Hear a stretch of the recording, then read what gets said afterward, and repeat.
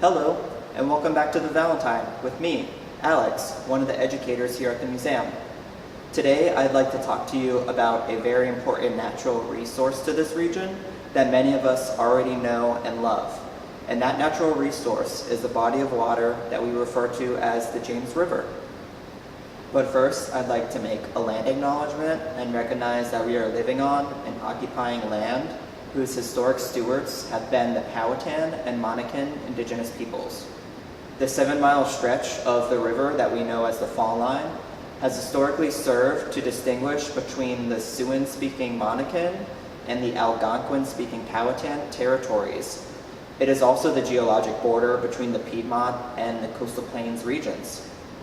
Upstream from the Fall Lines, we can refer to the river as the Monacan River, and downstream, the Powhatan River. Upon the arrival of the British and the colonization of this land starting in the 1600s, existing settlements of Powhatan and Monacan people were forced off their tribal lands, becoming distanced from the Fall Line and ultimately their way of life. The culturally rich and complex indigenous peoples, as well as the diverse communities that have inhabited this region, have always realized the importance of the river as a vital natural resource for human life and power.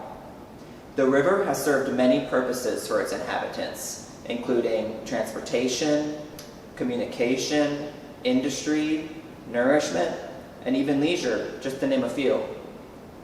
How do you benefit from and interact with the river?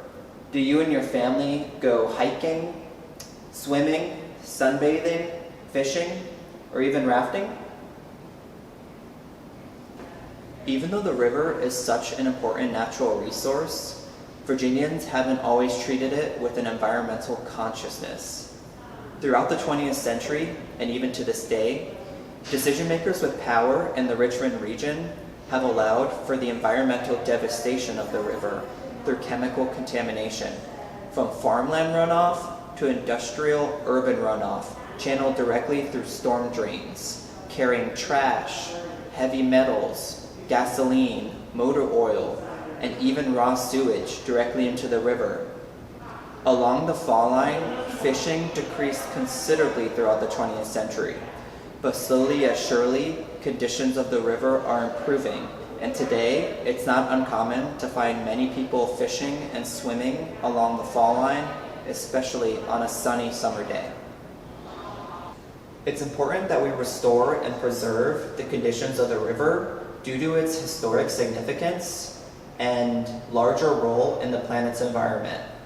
Therefore, I invite you to hold conversations with your family and friends about how we can best protect this important natural resource found right here in our backyard.